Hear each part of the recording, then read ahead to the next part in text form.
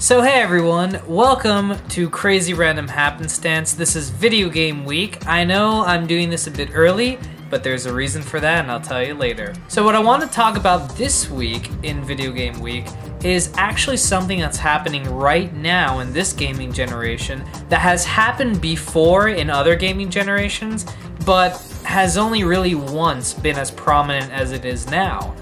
And I'm talking about video game add-ons to video game systems. I want to kind of limit this to 4 add-ons that to me, I know the most about and I could tell you guys about. And those 4 add-ons are the Sega CD, the Sega 32X, the Microsoft Kinect, and the PlayStation Move controller. Alright, so let me talk to you guys about the Sega CD and the Sega 32X. Now, let's travel back to the 90s.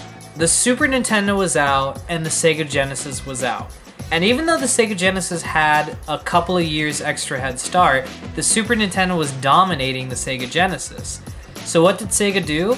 They said that cartridges are old news and CDs are in. And what did they release? They released an add-on that attached to the side of the Sega Genesis that was called the Sega CD. And once you connected it, you could play games on CDs instead of cartridges. Which, that sounds great on paper, but it was a huge pain in the ass. Because, okay, imagine the Sega Genesis. You have the Sega Genesis, you connect it to your TV, and you have the power adapter that connects to a wall in a power socket. You wouldn't think the Sega CD would need that since the Sega Genesis has that, right? It's an add-on. You don't need that. Wrong. The Sega CD actually had that too. So then you had 2 power adapters and a cable running to your TV, and you had the Sega Genesis hooked up to the Sega CD. So you really needed a lot of space, and you really only needed to own one system to do all that if you wanted to power up the Sega CD. Anyway, so the Sega CD really didn't kick it off. It did okay, but it really didn't do as well as Sega wanted it to do. And then what does Sega do? They release an add-on to play cartridges. Yeah. They convince us that CDs are the way of the future, and then they release an add-on that replaces the Sega CD add-on, and it's an add-on that plays cartridges. That was the Sega 32X. And it gets even worse because the 32X was even worse as a connector than the Sega CD. You connect it to your Genesis that was already connected to a wall and your TV, and once you put the 32X on top of the Sega CD, you had another power adapter that plugged into the 32X into the wall. And then you had a small cable that plugged into the 32X and into the Sega Genesis. So imagine if you owned a Sega Genesis, a 32X, and a Sega CD. You would have like 3 power adapters. And you know what sucked? Those power adapters were bricks. They weren't like the small, plugins. They were like the big bricks that like you can't put like more than 2 on top of each other unless you like flip one over. And even then it just looks really like unholy. So anyway, were there any decent games for either of the systems?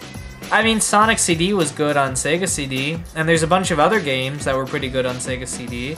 And, the Sega 32X had Knuckles Chaotix. But really, in the long run, was it worth it?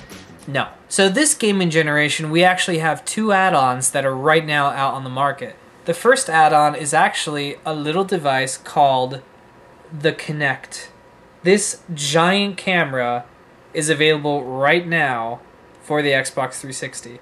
Now, how does this work? Well, it's actually kind of easy. See this cable? This cable plugs into the back of your Xbox 360, doesn't matter which model you have, and then the thing just kind of does the rest. The camera calibrates, and it kind of like moves its motor and checks you out, and you can play games.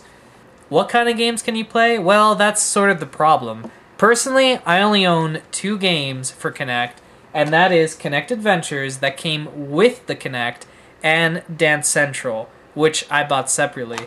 And I bought both of these games when Kinect came out, November 4th, 2010. And have I bought a game since then? No. And that's the problem with Kinect. Kinect came out and Microsoft kept saying, we're going big. We're going to have this new add-on that's going to breathe life into the Xbox 360, and it's going to be around, and we're not going to release another Xbox until 2015, and blah, blah, blah, blah, blah, blah, blah. But Kinect really hasn't released anything for someone who would care for a console to last that long. The casual audience doesn't really care, but someone like me who loves playing video games, you know, there really hasn't been anything coming out. It's gonna get better. There's a couple of games coming out in the next couple of months that are gonna make Kinect look like House Party 2. So the last add-on I wanted to talk about is also one that came out last year, but it came out before Kinect. What am I talking about? PlayStation Move. Now to some, this looks like exactly what it looks like. It's a stick controller with a ball on it. But this is actually kind of cool. PlayStation Move is actually, in my opinion, the add-on that I feel is the best one on the market right now. And it's because they really haven't tried to shove it down your throat like an ice cream cone on a stick. So in the end, what is there to say about video game add-ons? They kind of had a bad scene back in the 90s with the Sega thing, but they've kind of came out now and they've been accepted a lot better because of the casual audiences that they're aiming for.